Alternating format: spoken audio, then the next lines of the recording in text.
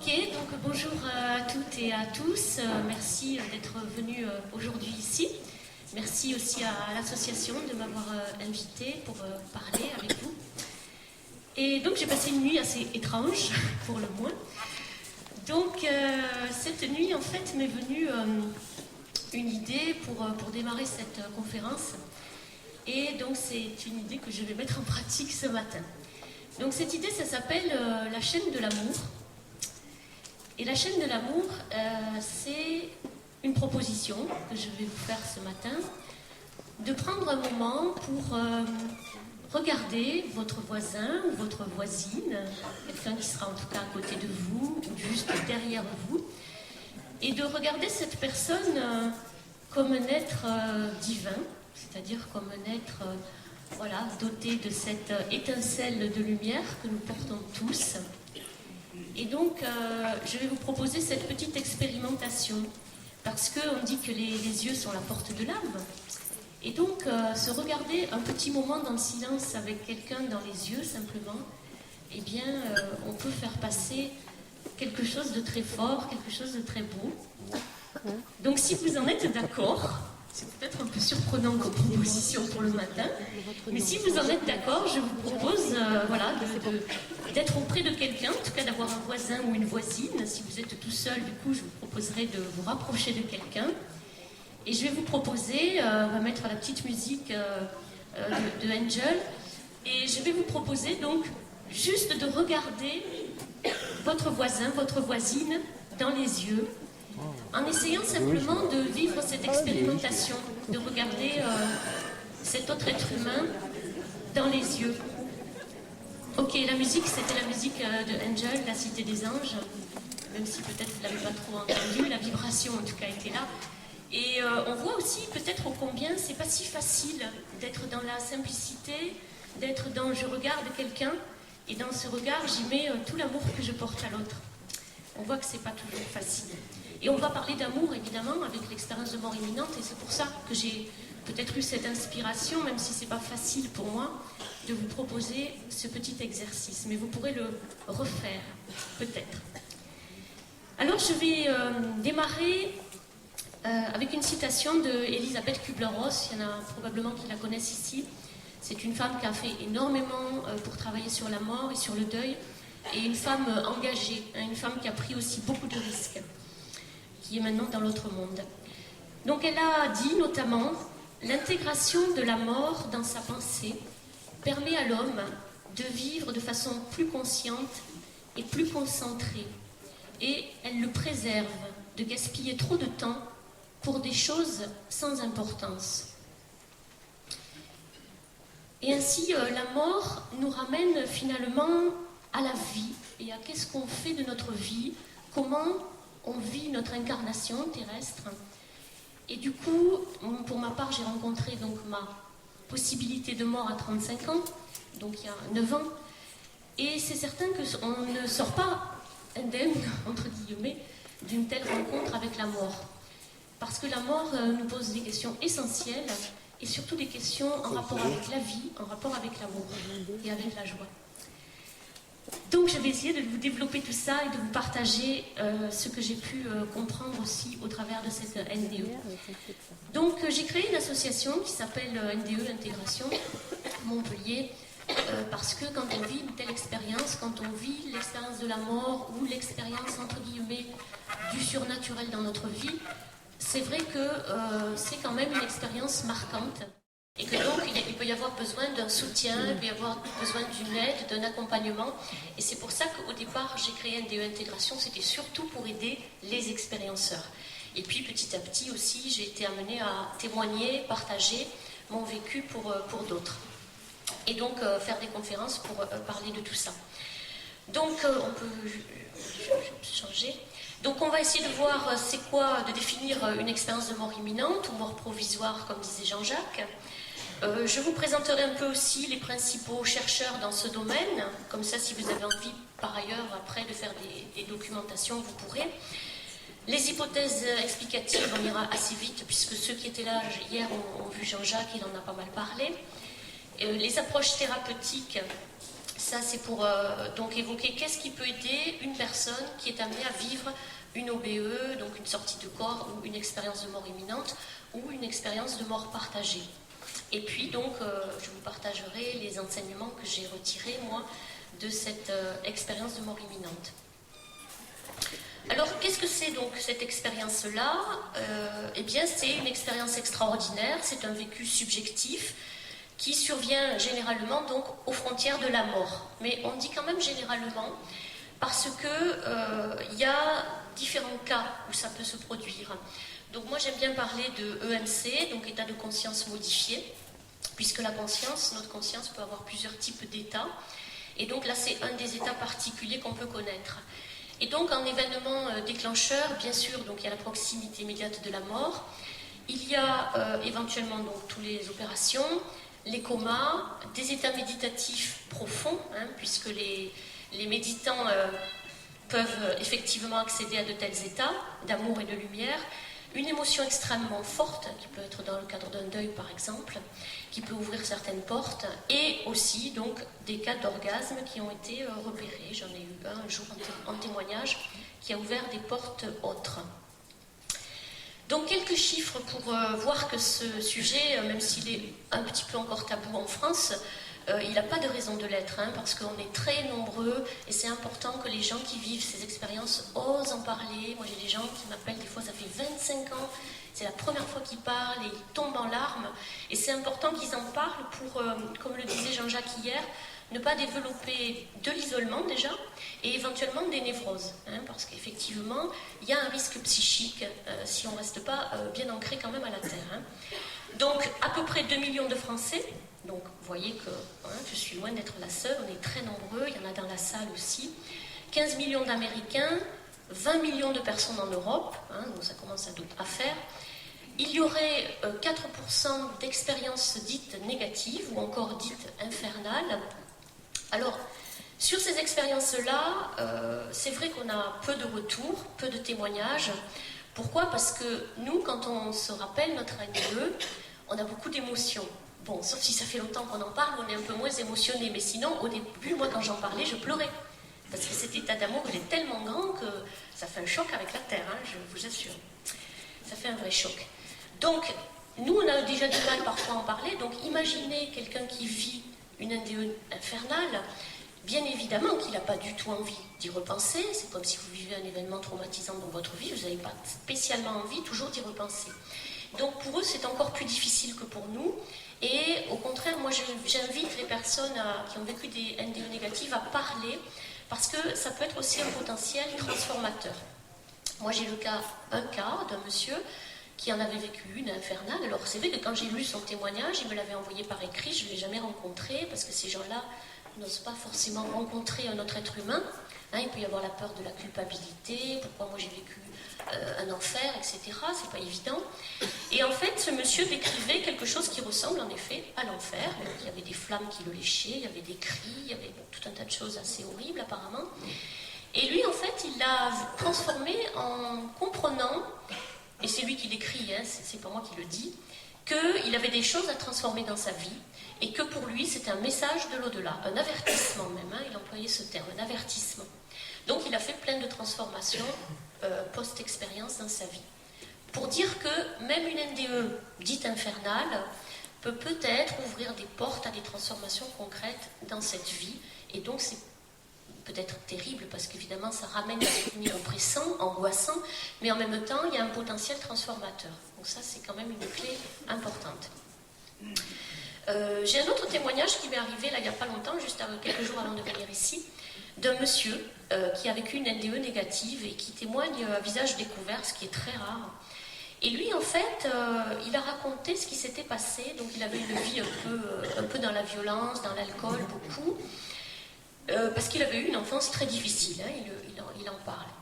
Et donc il a eu un arrêt cardiaque, il a failli mourir, et il suppliait son médecin, quand il avait des retours de conscience, de le sortir de cet enfer. Donc son médecin se demandait qu'est-ce qui se passait, mais lui il avait les yeux révulsés et il disait « tirez-moi de là, tirez-moi de là ». Donc c'était assez angoissant.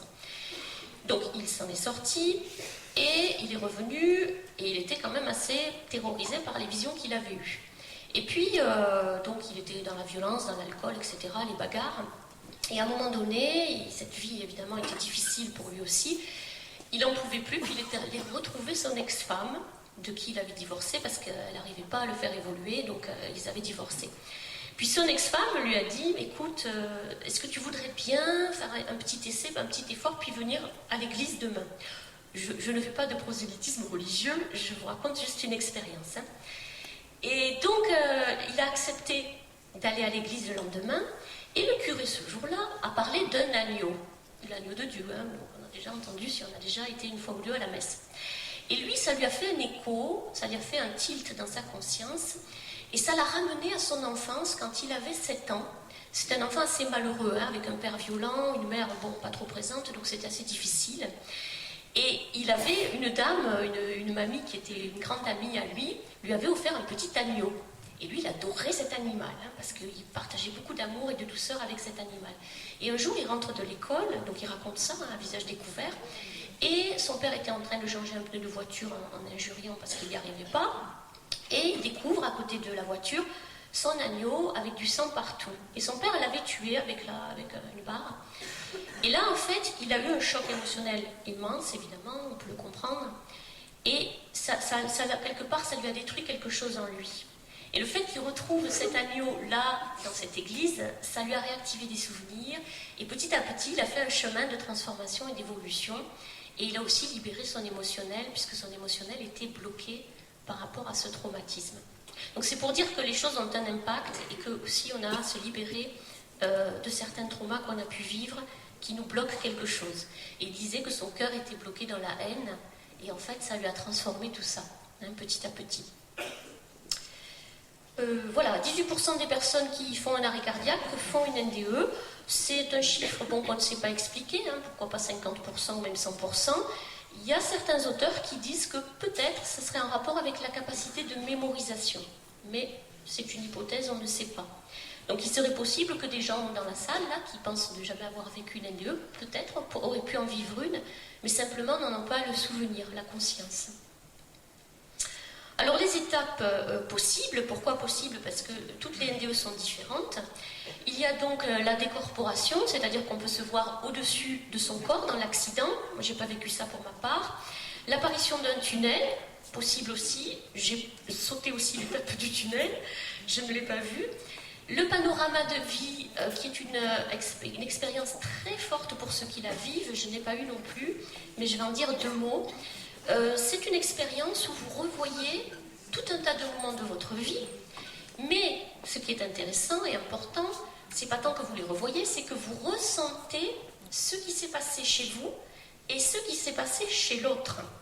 Et alors là, j'ai une très belle expérience à vous raconter d'un expérienceur, puisque j'en ai rencontré beaucoup, qui racontait qu'une fois, pour faire plaisir, il s'était un peu forcé à faire quelque chose pour quelqu'un.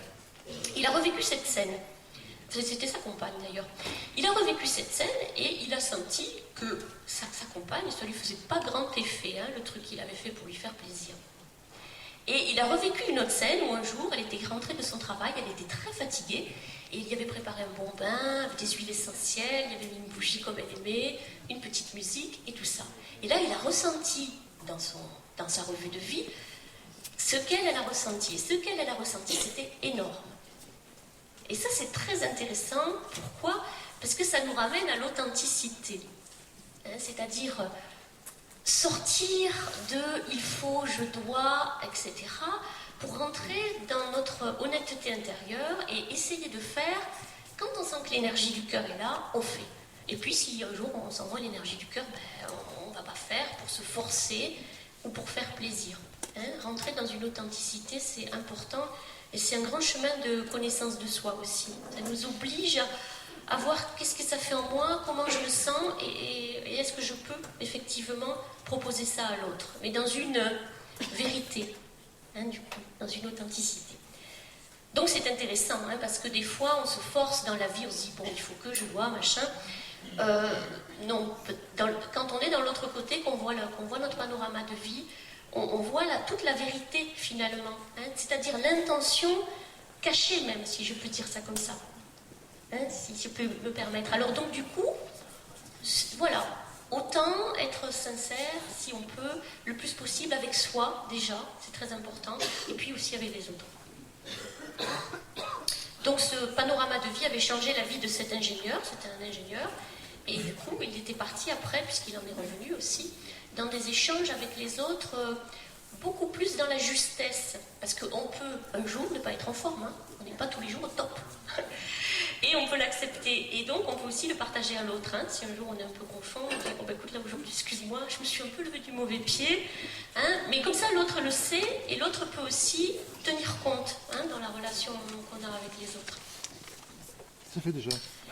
Et puis on peut rigoler aussi, parce que c'est important. Moi j'ai fait mon accident le 6 mai 2003 et c'était la Sainte-Prudence. Donc ils ont beaucoup d'humour là-haut, ils sont très très très drôles. Bon, Sainte-Prudence. Alors, vision d'une lumière blanche, donc Jean en a parlé hier, je ne vais pas m'attarder, mais c'est simplement une lumière vivante, c'est pas juste je vois un spot, parce que là ça ne va pas nous faire grand effet, sauf peut-être si on le contemple longtemps, je ne sais pas, mais c'est vraiment une lumière qui vit, qui vibre, qui diffuse quelque chose, c'est pas rien. Des rencontres, donc là on peut faire des rencontres, comme on a vu hier, avec des personnes décédées. Et moi j'ai un bon exemple aussi d'un autre expérienceur qui était tombé dans un coma suite à un accident. Et puis lui, dans son accident, il a vu quelqu'un qu'il a cru reconnaître comme son petit frère. Mais il s'est dit, mais j'ai pas de petit frère dans la vie, donc je vois pas trop le truc. Et quand il est sorti de son coma, quelques mois plus tard, ça a duré longtemps son coma, ça le travaillait, parce que ça travaille cette expérience, que vous le vouliez ou non, ça travaille en vous. Et donc, à ce moment-là, quand il a pu parler à ses parents, il a dit « mais je comprends pas, j'ai vu des images, j'ai vu quelqu'un qui me semble être mon petit frère ». Et puis là, la mère s'est effondrée en larmes, et il y avait bien eu un petit frère, un bébé qui était mort à un jour. Donc en fin de compte, bon, ils n'en avaient pas trop parlé, parce qu'évidemment, il n'était pas resté longtemps sur Terre.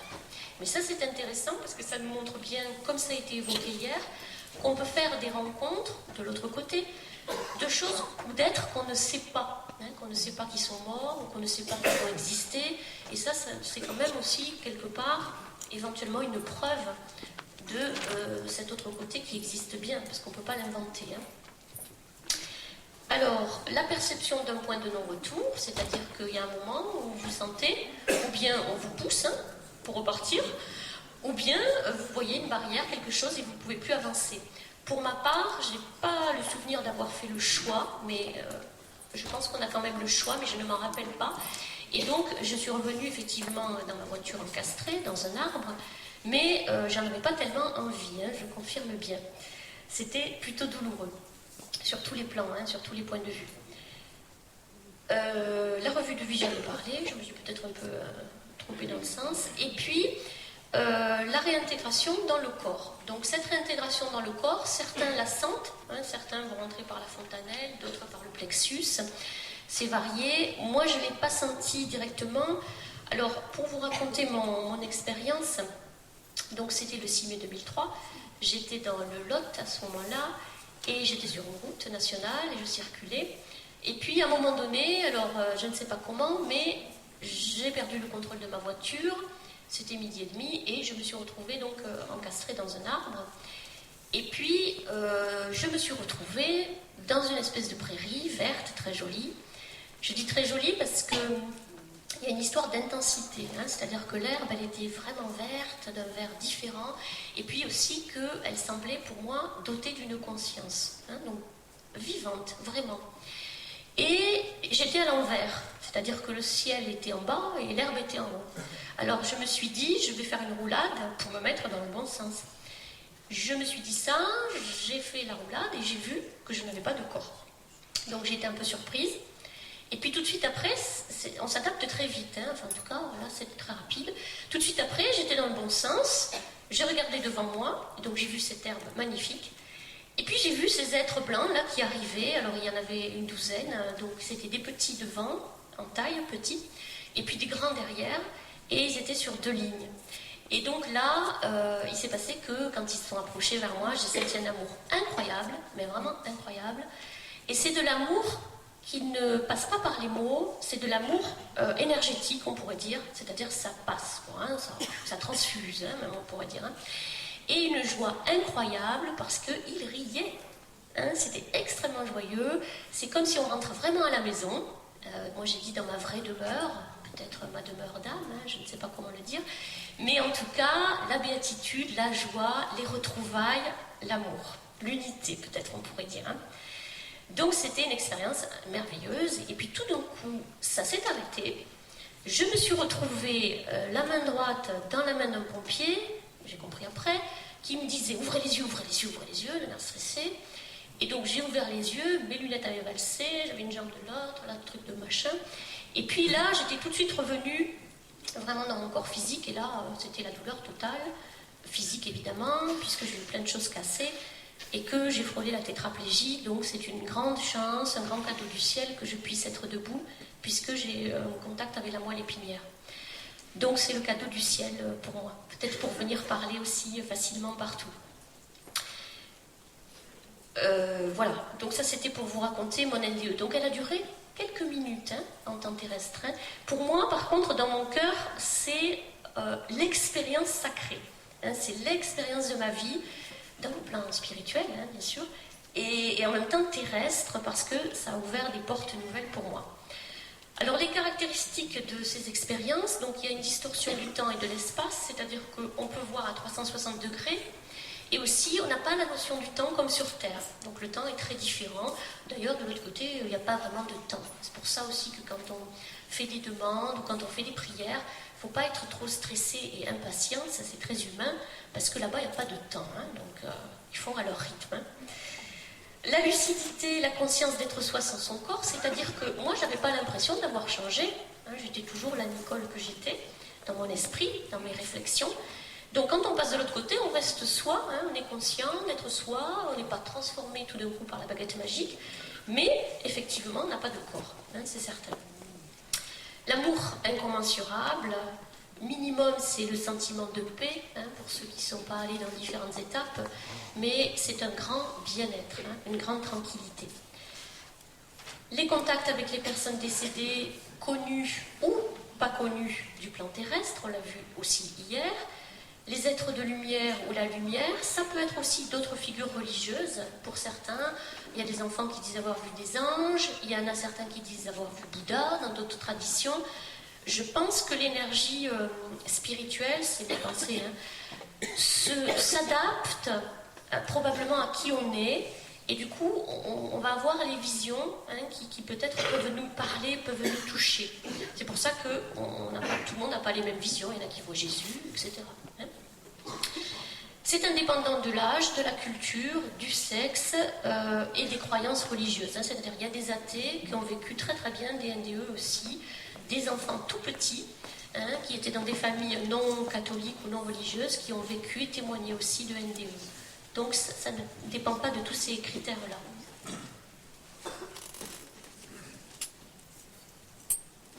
Alors il y a des répercussions nombreuses quand on vit une NDE. Alors ça j'en parle parce que vous vous rappelez, l'idée de mon association au départ c'est surtout d'aider les expérienceurs, parce que c'est quand même une expérience qui transforme et c'est pas évident à intégrer. Donc il y a un changement déjà de l'image de soi, parce qu'on ne se sent plus le même. Et vous savez, il y a une différence entre se dire oui, bon, l'au-delà ça doit exister, oui, je veux bien y croire et tout ça. Il y a une différence entre le penser, comme si c'est une jolie histoire, ouais, c'est peut-être sympa, et puis être immergé dedans. C'est vraiment pas pareil. C'est comme si vous avez une maladie, puis que quelqu'un vous dit ah, tu sais, moi je suis drôlement malade en ce moment. Tant que vous ne le vivez pas, c'est pas pareil. Ça ne fait pas le même effet, à moins d'avoir une grande capacité d'empathie. Donc, changement de l'image de soi, ça veut dire que la personne se transforme à l'intérieur d'elle-même, que déjà, elle a peut-être des fois du mal à se reconnaître dans certains aspects, et que du coup, pour l'entourage aussi, parce qu'il faut penser à la famille, et je remercie ma sœur qui est là aujourd'hui, l'entourage, c'est pas facile non plus, parce que la famille, ils comprennent pas, quoi. C'est quoi qui se passe là, je vois pas trop. Donc, c'est pas facile aussi pour l'entourage, il faut en parler. Modification de l'échelle des valeurs, c'est-à-dire qu'avant, moi j'étais directrice commerciale dans la publicité, ça n'a rien à voir. Et maintenant, donc, je suis devenue sophrologue pour aider les êtres à rentrer à l'intérieur d'eux-mêmes, à faire cette transmutation de ce qui est à transmuter pour guérir, en fin de compte. Guérir dans le sens de retrouver son cœur, en fait, et réouvrir son cœur. Donc les valeurs changent et les valeurs matérielles tombent un peu au troisième plan, au quatrième plan, et on a plus envie de partage, d'humanité, de solidarité et puis de partage d'amour. La recherche d'un sens à l'existence, c'est-à-dire qu'on se pose des questions qu'on ne se posait pas avant, sur la vie, sur pourquoi je suis venue sur Terre, et puis sur cette mission qu'on a à accomplir. Et cette mission, elle peut être toute simple. Ça peut être un boulanger qui fait des super croissants pour ses clients et qui tous les matins les régale. Mais avec quelle conscience je fais ma mission? Avec quelle conscience j'offre ce que j'ai à offrir? Ça peut être une maman qui passe sa vie à élever 2 enfants. C'est une super mission. Et là aussi, il faut sortir un peu des idées reçues sur qu'est-ce qui est important de faire, la réussite sociale et tout ça. Oui, ok, c'est un peu terrestre et matériel, mais il n'y a pas que ça. Et on peut faire des belles choses, même dans une grande simplicité, comme d'élever des enfants, par exemple.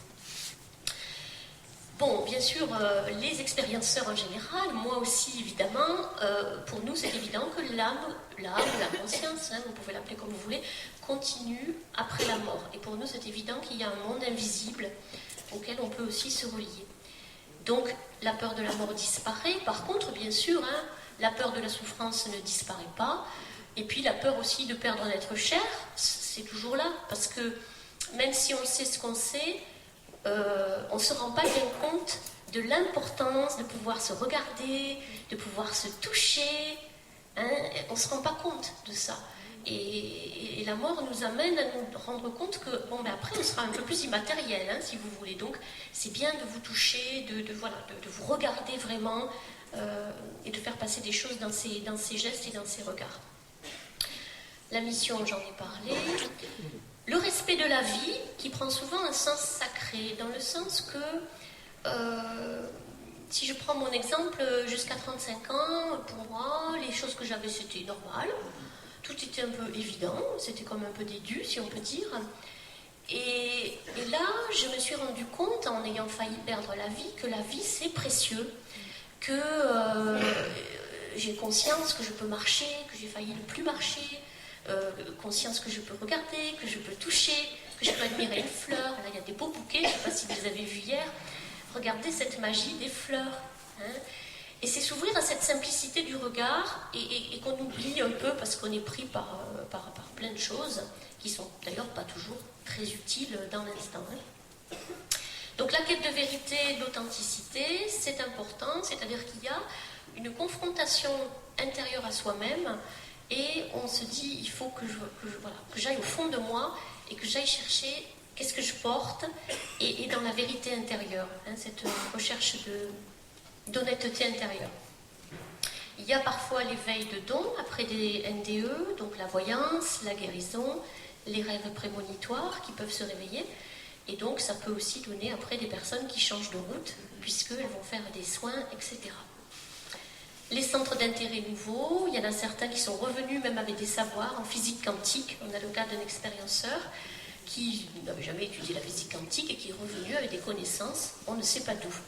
J'ai un ami aussi qui a fait 2 NDE et qui lui aussi parle en langue étrangère quand il a quelqu'un en soins. Et tout d'un coup il peut parler russe, etc. Il ne sait pas d'où ça lui vient, mais en tout cas il a cette capacité qu'il appelle divine dans l'instant. C'est pas quelque chose qu'il peut reproduire, c'est dans l'instant avec un patient.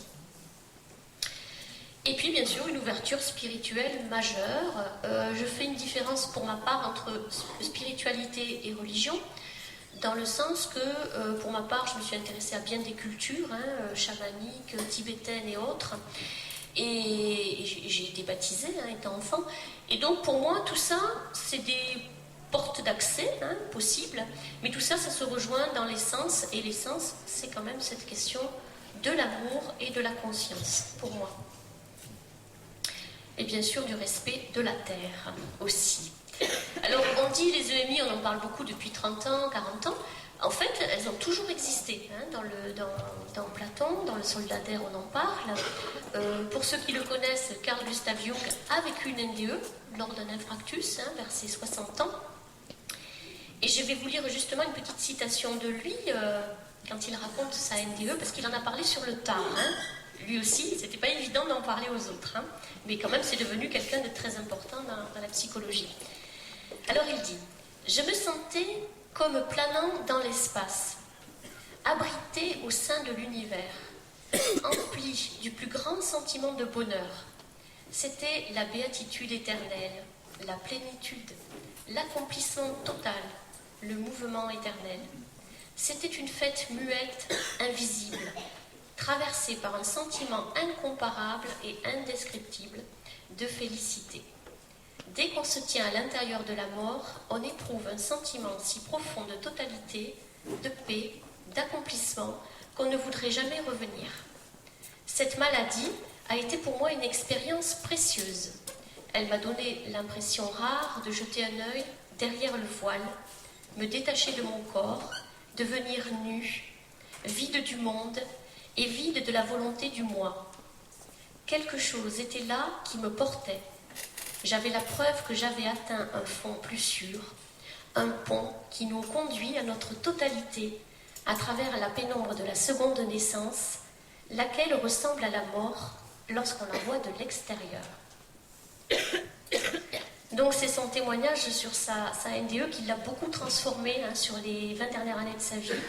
Et il s'est beaucoup rapproché de l'expérience spirituelle, il appelle ça le lumineux, pas le lumineux, mais c'est quand même lumineux, pour que les gens se reconnectent vraiment à qui ils sont, c'est-à-dire à leur essence, au fond. Alors l'initiatrice de tout ça, c'est cette femme dont je vous ai parlé tout à l'heure, Elisabeth, qui a travaillé donc sur les étapes du deuil et de la mort, et qui a ouvert la brèche. C'est souvent les femmes, c'est pas pour mettre en avant les femmes, mais c'est souvent les femmes qui ouvrent des brèches comme ça, qui osent. Et puis ça a été bien sûr après repris par Moody avec son livre très connu. Donc les étapes du deuil, bien connues, c'est le déni, on est choqué, on dit non, la colère, on n'est pas d'accord évidemment, le marchandage, y compris avec Dieu, la dépression et puis l'acceptation potentielle. Donc Raymond Moody, j'en parle pas trop parce qu'il est très connu, vous le retrouverez d'ailleurs l'année prochaine à Martigues, pour ceux qui veulent y venir. Son dernier bouquin, Les expériences de mort partagée, est très intéressant. Si vous ne l'avez pas lu et que vous doutez encore, on peut comprendre qu'on doute, n'hésitez pas à le lire, il est vraiment très riche, un exemple aussi très curieux, très impressionnant.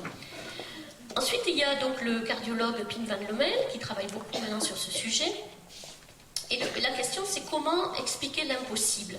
C'est-à-dire, on est en état de mort clinique et pourtant, on est conscient. C'est sûr que ce n'est pas logique. On pourrait penser que ça n'est pas possible. Et pourtant, la conscience, à ce moment-là, peut être extrêmement lucide et vive et effectivement se déplacer dans l'espace. Jean-Jacques Charbonnier, on n'en parle pas trop, il était là hier, pour tous ceux qui l'ont déjà vu. Il y a un autre médecin en France qui travaille sur les NDE qui s'appelle Jean-Pierre Jourdan, qui est le président d'une association qui s'appelle YANS. Vous pourrez trouver ça sur Internet. Sonia Barcala, qui a organisé les rencontres de Martigues. Donc je rappelle que les prochaines rencontres, avec notamment le docteur Moody, seront le 9 et 10 mars à Martigues, 2013. C'est déjà ouvert en ligne pour réserver. À Marseille alors, Marseille, merci. Donc à Marseille, vous pourrez aller sur leur site S17 Productions et trouver toutes les infos, et aussi les DVD qu'elle a créés. Vous pouvez aussi vous renseigner un petit peu du côté de l'INRES, c'est un organisme à Paris qui fait des choses super intéressantes sur les états de conscience modifiés, tous les aspects aussi médecine naturelle, thérapie naturelle. Donc ils sont à Paris et ils organisent aussi des conférences une fois par mois. Ils ont un magazine qui s'appelle Inexploré, qui est très intéressant. Le centre de recherche Noesis, qui étudie donc les états de conscience modifiés, et ils ont écrit un bouquin que j'ai mis en bas là, État de conscience modifié, qui est très intéressant aussi, et qui montre aussi parfois que certaines personnes peuvent aller dans des états hallucinatoires suite à des traumas très anciens de l'enfance. Donc ça, là je fais une différence, mais c'est important d'en parler, parce que, y compris par rapport aux états hallucinatoires, il y a des origines parfois à débloquer en amont pour qu'après ça se calme et que la personne retrouve un état de conscience normal. Et le CNERIC, qui est donc le Centre national d'études et de recherche sur la conscience, vous trouverez aussi toutes les infos si vous avez besoin sur Internet. Alors c'est important d'en parler, donc de témoigner. On peut témoigner bien sûr dans des associations comme ici, on peut témoigner à YANS France, à notre association aussi. Et pour ceux qui n'osent pas peut-être se dévoiler, dire leur vrai nom, leur vrai prénom, on peut témoigner sur un site qui s'appelle Notre Expérience. Et là, vous pouvez prendre un pseudo, et comme ça, vous pouvez le faire au début, peut-être à visage caché, parce que certains ont un peu peur des répercussions, parfois par rapport à leur fonction sociale. C'est vrai que toujours le risque de passer un peu pour un illuminé. Donc les hypothèses, vous l'avez vu hier, certains parlent de rêves, d'autres d'hallucinations, d'autres de produits médicamenteux. Moi, pour ma part, j'ai fait mon NDE quand j'étais donc encastrée dans la voiture. Et j'ai eu beaucoup de morphine. Après, en service de réanimation, j'ai jamais revu les êtres de lumière. À mon grand désespoir, mais voilà, c'est pour dire que les médicaments, moi en tout cas, quand je l'ai vécu, j'avais pas de médicaments. Et j'en ai eu beaucoup après. Certains donc disent neurologiques, le cerveau a peur de mourir, donc ils s'inventent des tas de trucs. Mais comment inventer aussi des choses qu'on ne sait pas, mais qui sont réelles dans la vie ? On se demande. Inexplicable, oui, on peut aussi penser que c'est inexplicable.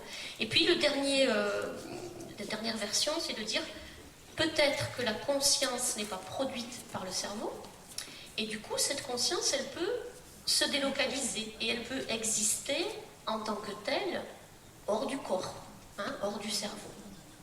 Donc c'est ce que font les gens qui font des sorties de corps, leur conscience s'en va. Il y avait quelqu'un qui avait fait ça, ils en parlent dans le bouquin État de conscience modifié, qui était malade, qui devait aller à un anniversaire, et il est allé avec sa conscience, parce qu'il savait sortir de son corps, et le lendemain, il s'était fait donc de manière scientifique, dans le sens où c'était fait sous leur contrôle, et le lendemain, il a donc écrit tout ce qu'il avait vu, qui s'était passé dans la soirée, et après, ils ont appelé donc l'organisateur de la soirée, et en effet, tout était bien comme il l'avait dit. Donc on a peut-être des capacités qu'on ne sait pas encore qu'on a, et qu'on ne sait évidemment pas utiliser. Donc ce qui peut aider aussi, c'est parfois le rôle d'un thérapeute, d'un psychologue, d'un énergéticien, en tout cas quelqu'un d'ouvert évidemment, qui ne va pas nier votre vécu. Et il y a un grand besoin d'ancrage, parce que quand on vit une telle expérience spirituelle, on est un peu, peut-être on peut dire décollé, dans le sens qu'on est bien relié en haut, mais en bas c'est un peu difficile. Donc il y a vraiment besoin de se refaire des racines terrestres, et donc de bien habiter son corps, pour rester quand même à la fois incarné et à la fois ouvert à l'autre côté. Donc toutes les associations qui aident, le milieu hospitalier, c'est important, on commence bien à en parler maintenant, de la mort et des NDE. Donc ça c'est bien, parce que comme ça les infirmières et autres peuvent accueillir les témoins sans leur dire oui, endormez-vous, c'est bon, mais accueillir les gens dans leur vécu, ça c'est très important, parce que c'est un vécu tellement fort que c'est important pour nous de pouvoir le dire à quelqu'un et d'être entendu. Donc la médiatisation sérieuse et pas trop ésotérique, parce que pour moi ça concerne l'humanité, c'est pas du tout ésotérique, puisque ça concerne qui nous sommes vraiment, donc c'est important, et ça concerne tout le monde. Donc pour approfondir, vous pourrez, si vous le souhaitez, trouver une liste d'ouvrages sur notre blog. Donc vous tapez NDE Intégration et vous trouverez tout un tas de références de bouquins. Et puis on va passer donc aux enseignements. Qu'est-ce que j'ai compris moi de cette expérience ? Donc j'ai compris qu'on est des êtres spirituels venus effectivement expérimenter la matière. Donc ça change tout. Parce qu'on n'est pas juste un corps et on est là pendant cette vie, puis c'est tout terminé après. Au contraire, on est des esprits qui, ponctuellement, viennent s'incarner. La réalité visible n'est pas la seule, c'est-à-dire que moi, dans ma réalité à moi, puisqu'on est des milliards et que chacun dans notre esprit, on a notre réalité, on peut dire. Et donc, dans ma réalité à moi, il y a un monde invisible et je peux me connecter à ce monde et je peux demander des conseils à ce monde. Et je reçois les réponses de bien des manières. Ça peut être une chanson à la radio, ça peut être une personne que je croise qui me parle d'un truc, et puis 2 jours après, une autre personne me parle encore de ce truc. Donc les informations, elles peuvent être donc très concrètes. Ça peut être aussi des ressentis, ça peut être aussi des images mentales qui me viennent à l'esprit pour me donner des réponses. Il peut y avoir les messages aussi, on en a parlé hier, éventuellement sur les téléphones et autres, bien sûr. Donc, être vigilant, conscient, en particulier de ses pensées, paroles et émotions, parce qu'on ne se rend pas bien compte comment notre pensée, elle voyage. Moi, je pourrais dire que les pensées, imaginez une pensée qu'elle a des petites ailes, et puis qu'elle s'envole. Donc, on envoie plein de pensées, tous, autant qu'on est, Et ces pensées, comme disait Jean hier, c'est pas toujours agréable d'être dans la tête des gens, hein, ça dépend des gens. Mais en tout cas, n'oubliez pas que les pensées, c'est une énergie, et que cette énergie, donc, effectivement, se déplace. Et donc, c'est important d'avoir la conscience de qu'est-ce que je pense. Hein. Pour moi-même, déjà, sur moi-même, développer la bienveillance envers soi, première étape de l'amour. Et puis, bien sûr, les paroles ont une énergie, une vibration, une fréquence. Hein. Les mots, c'est comme un oiseau, ils ont des ailes et les mots vous entraînent quelque part si vous vous laissez porter. Et donc, les émotions, pourquoi? Parce qu'on en a un peu parlé avec les NDE infernales. Nos émotions, ce sont des énergies aussi. Même si c'est invisible, une émotion, on la ressent. Et c'est important d'apprendre à exprimer ces émotions régulièrement. Hein, ne pas laisser s'accumuler la cocotte minute. Parce qu'après, des fois, elle explose. Vivre le moment présent, s'ouvrir aux synchronicités. Pour ma part, j'ai compris que le cadeau de la vie, il est dans ma présence à l'instant. C'est-à-dire que dès que je suis en train de partir dans mon mental, de penser à ci, de penser à ça, de me préoccuper de demain après-demain, je ne suis plus là. Hein, je suis partie. Et le cadeau, le goût de la vie, c'est ici, maintenant, à chaque instant. Hein, donc ça, c'est se réapproprier cet instant présent parce que le cadeau, il est là. Et demain, c'est finalement ce qu'on crée aujourd'hui, par nos pensées, par nos paroles et par nos actes. Donc c'est important d'être bien là, hein, puisque c'est notre futur qu'on est en train de créer en fait. Hein. S'ouvrir aux synchronicités, ça veut dire s'ouvrir que la vie peut être magique, même si parfois, bien entendu, il y a des épreuves, et j'en ai aussi eu encore, hein, ça n'empêche pas les épreuves. Hein, mais c'est avoir un autre regard, et c'est dire que la vie peut être magique, et que si je m'ouvre énergétiquement, je vais pouvoir avoir des réponses, je vais pouvoir trouver mon chemin, rencontrer les bonnes personnes. Être authentique, on en a parlé, exprimer ses ressentis aussi, mais c'est bien de le répéter. Et quand je dis exprimer ses ressentis, c'est toujours dans la simplicité et pas dans l'émotionnel. Hein. C'est juste dire, ah ben ça, oui, ça me convient. Ah ben ça, non, tu vois, je ne le ressens pas. C'est partager notre réalité intérieure avec l'autre, tout simplement. Hein. S'ouvrir aux autres, à la vie, à l'amour. Alors ça peut paraître curieux que je dise de s'ouvrir à la vie, à l'amour, hein, parce qu'évidemment on est vivant, on l'a bien constaté. Mais quelque part, il y a des fois des parties de nous qui sont fermées. Hein. Et donc c'est se dire, ok, je m'ouvre vraiment à la vie avec le grand V, je m'ouvre vraiment aussi à l'amour. Hein. Et cet amour, il a besoin de s'incarner davantage ici sur la Terre. Hein. Il y a beaucoup, beaucoup à faire. Et pour cela, eh bien, parfois, il faut guérir son cœur. Hein, parce qu'il y a des blessures du passé qui font qu'on a fermé, que le cœur s'est étriqué. Donc, il faut penser à guérir ces blessures, à les transformer. Il faut se libérer de certains conditionnements qu'on a pu recevoir dans l'enfance, hein, dans l'adolescence. Non pas en se disant, tiens, ben, mes parents, vraiment, merci, le cadeau. Pas en se disant ça. Hein, parce qu'en se disant, au contraire, ils ont fait comme ils ont pu, avec leur temps. Mais aujourd'hui, moi, je suis un adulte et moi, je peux me libérer de choses et mener ma vie d'une autre manière. Hein, c'est dans ce sens-là. Se libérer des schémas de l'arbre généalogique, hein, parce que parfois, il y a des secrets cachés dans les familles, il y a des choses comme ça, et ça crée un impact, évidemment, dans les vies des personnes. Donc, c'est important d'élaguer un petit peu tout ça pour redevenir léger. Respecter la vie, bien sûr, je l'ai dit, son mystère, la terre, parce que moi, j'aime bien l'appeler la terre-mère. C'est mon contact avec les Amérindiens, les Indiens, mais parce que la terre, c'est comme si c'est nous, la terre. Hein, c'est comme si c'est notre corps. Et donc la terre aussi, ça peut être comme notre côté féminin, notre polarité féminine. Donc qu'est-ce qu'on fait à la terre? On se le fait à soi. D'abord parce qu'on mange des choses de la terre, donc évidemment, c'est tout à fait relié. Et donc c'est important pour chacun aujourd'hui de se reconnecter à cette polarité féminine, autant les hommes que les femmes.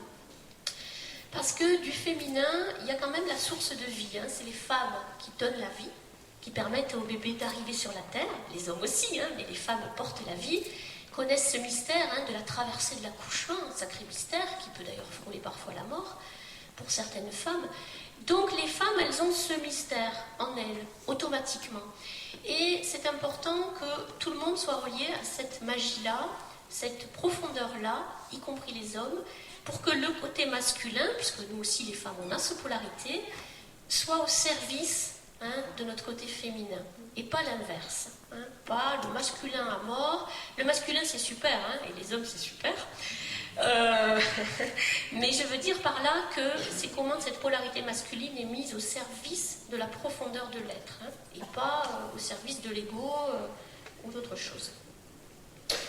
Voilà, donc retrouver le féminin sacré, j'en ai parlé, essayer de faire cette union intérieure à l'intérieur de soi, et se souvenir de qui nous sommes. Alors, pour se souvenir de qui nous sommes, juste je vais vous partager un petit texte que j'ai écrit une nuit à 3h du matin, puisque les nuits sont parfois particulières. Alors ça s'appelle « Petite âme venant du ciel ». Écoute, écoute du fond de ton sommeil. Sache que tu es une âme qui vient du ciel et que tu retourneras vers l'Éternel.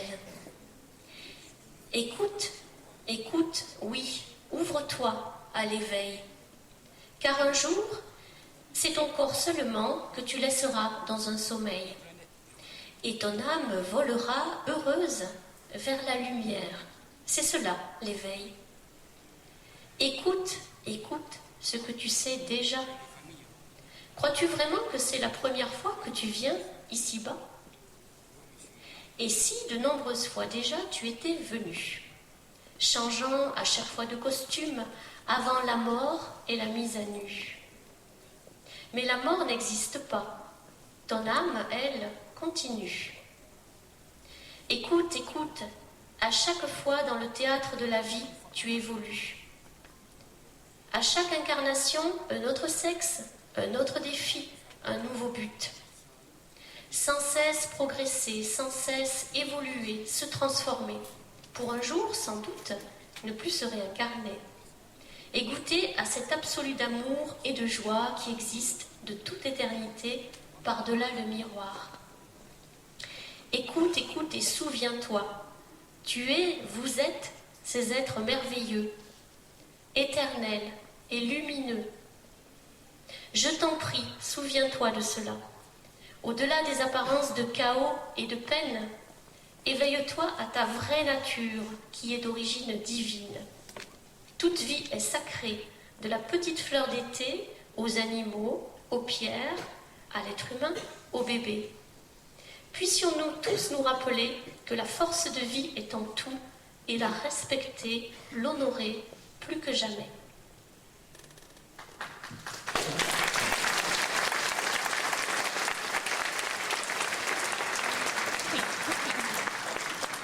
Voilà, donc je vais essayer d'accélérer un tout petit peu pour être dans les temps. Donc le résumé de tout ça, c'est de toute façon le retour du cœur, le retour du chemin du cœur. Parce que le chemin du cœur, c'est le chemin de l'amour et c'est le chemin de la joie. Vous vous rappelez que ces êtres de lumière que j'ai rencontrés, ils n'ont pas fait des grandes conversations, ils ont transfusé de l'amour et de la joie, des rires, c'était très joyeux. Et donc pour tout ça, il y a bien sûr l'ouverture de notre propre cœur, sortir des jugements. Il y a un chaman qui m'avait dit un jour, marche 100 km dans les chaussures, enfin dans les mocassins de ton voisin et après tu parleras. Parce que peut-être quelqu'un paraît désagréable comme ça, mais qu'est-ce qu'on en sait, quelles épreuves il vient de traverser dans sa vie. Donc ça c'est un bon truc à se rappeler pour sortir des jugements, on n'est pas dans la vie des autres et on ne sait pas ce qu'ils traversent. Donc on peut s'ouvrir et simplement accueillir ce qui est là. Trouver l'unité intérieure en soi, c'est très important parce qu'on parle de l'amour, mais comment on peut aimer sans être dans un attachement, dans une possession, dans l'autre il m'appartient. Comment on peut aimer si déjà soi-même, évidemment, on ne s'aime pas, on ne s'est pas rencontrer. Et puis si on n'est pas dans cette unité intérieure, au niveau du mental, au niveau des émotions et du corps. J'insiste sur le corps, pourtant j'ai fait une NDE, donc Dieu sait que j'étais vraiment bien de l'autre côté. Et que ça a été dur, il m'a fallu 3 ans pour faire le deuil, moi, de l'autre côté, de mes êtres de lumière. Donc j'ai fait un deuil à l'envers, et c'était un vrai deuil pour moi, vraiment, beaucoup pleurer, d'être revenue. Et le corps, c'est très important. Pourquoi? Parce qu'on est incarné, et je vous invite vraiment à revenir à votre corps. Le corps, c'est ici, maintenant. C'est qu'est-ce que je ressens, c'est mes sensations, mes intuitions. On a une guidance, tous, à l'intérieur de nous, c'est une guidance par nos émotions, par nos ressentis. Donc plus vous serez connecté à votre corps, plus vous saurez naviguer dans le chemin de la vie. Et moins vous êtes connecté à votre corps, plus vous vivez là-haut dans la tête, et plus vous êtes dans l'intellect, dans papapi, papapa, le mental qui va tout le temps dans le passé, oh là là, cette souffrance et tout ça, le futur, oh là là, on ne sait rien. Revenez au corps, revenez à là, je suis ancré, je suis présent, et je vis maintenant. Et c'est ici et maintenant qu'on peut vivre les cadeaux, c'est pas dans le passé, et c'est pas dans le futur. Et puis ne pas oublier que nous sommes tous interconnectés, reliés, parce que la science quantique maintenant nous le montre. Quand on fait des expériences, on fait quelque chose, par exemple un petit lapin, on met sa maman vraiment loin et avec des caissons d'isolation, et le petit lapin a une réaction. Ça veut dire que vos pensées, vos prières, quand vous envoyez de l'énergie à quelqu'un, ça fonctionne, même si ça ne se voit pas, il y a un impact. N'oubliez pas ça, et on est tous connectés. Ça veut dire que quand ça ne va pas, vous pouvez par exemple, si vous vivez un bon moment, repenser à ce moment, replonger un petit coup dedans, et hop, vous récupérerez automatiquement de l'énergie de ce groupe et de toutes ces 2 journées formidables. Et donc, pour conclure, l'idée pour moi, c'est que l'être humain doit être un humain conscient, un médiateur entre le ciel et la terre. Ça veut dire qu'à la fois, vraiment, il faut planter ses racines, vraiment. Et quand vous saurez si vous avez vos racines, si par exemple vous tombez, si vous êtes toujours un peu dans les nuages, si vous oubliez des choses, c'est que vous êtes un peu là-haut. Et donc descendre dans le corps, vraiment, pour être bien ancré, et à la fois votre tête, votre esprit, il est relié au ciel. Et là, on peut faire un bon canal, et on peut vraiment être tous des catalyseurs pour les autres, c'est-à-dire vraiment s'envoyer de l'énergie largement. Et pour retrouver ça, il est certain que, Carl Gustav Jung le disait aussi, la transformation, c'est à l'intérieur de soi qu'on la fait. C'est un processus intérieur. C'est pour ça que je parle de méditation, d'intériorité, de retour à soi. Parce que c'est là-dedans, dans notre temple intérieur, qu'on peut faire ces transformations importantes. Voilà, donc le Bouddha, qu'est-ce qu'il a dit il y a longtemps Il a dit, nous sommes ce que nous pensons. Avec nos pensées, nous bâtissons le monde. C'est la force de la pensée et ces impacts de nos pensées. Et maintenant, vous savez qu'en neurosciences, c'est prouvé par des tests que quelqu'un qui a des pensées, par exemple, positives, il développe des bonnes hormones, et quelqu'un qui ressasse des pensées négatives, eh bien lui, il développe les hormones du stress. Donc c'est prouvé. Donc ça veut dire qu'à nous d'être conscients de nos pensées, puisque maintenant c'est plus une supposition, c'est prouvé par la science. Et comme on a notre côté cartésien, on aime bien quand c'est prouvé par la science.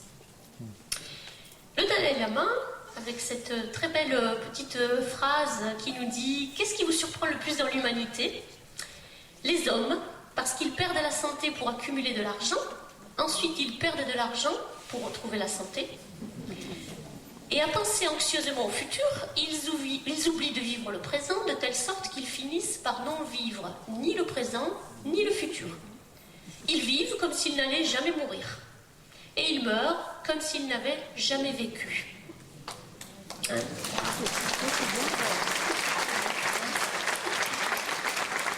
Voilà, alors, juste, j'ai 2 minutes ou pas 2 minutes. Bon, alors, pour conclure, parce que notre âme, elle aime les choses pour se nourrir. Donc, pour conclure, je vais vous lire une histoire, un peu comme quand on était enfant, que j'ai écrite il n'y a pas longtemps. Et c'est une histoire pour l'âme, en fait. Alors, il était une fois un Merlin l'enchanteur du XXe siècle. Il déambulait dans sa vie terrestre en quête d'y retrouver plus de magie. Il avait entendu dire qu'en des temps anciens, un de ses illustres ancêtres, le grand Merlin, était doté de pouvoirs magiques extraordinaires. Souvent, il l'enviait. Parfois, cela aussi lui faisait peur. Ce Merlin du XXe siècle, appelons-le Jonathan, en référence à Jonathan le Goéland, s'il y en a qui connaissent, souvent se disait « à chaque jour suffit sa peine », et les jours, parfois, étaient longs à s'égrener.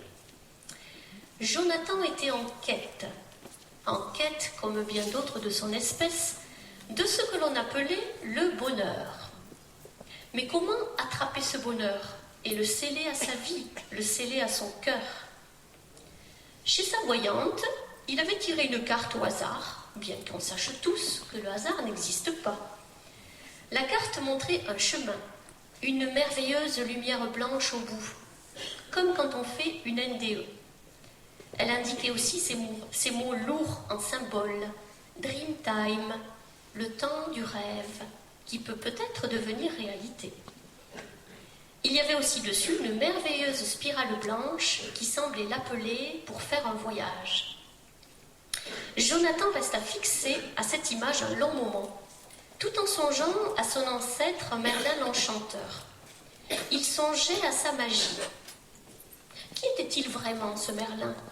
Sa légende était-elle un mythe ou une réalité à retrouver?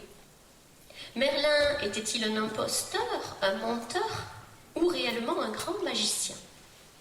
Ces questions flottèrent longtemps dans sa tête quand soudain, comme une évidence, une illumination, son ancêtre avait peut-être tout simplement retrouvé sa vraie nature. Oui, ce fut un grand enchanteur, un magicien de la vie, un créateur de changements, un ouvreur de portes dans les couloirs du temps. Et qu'était au fond la magie?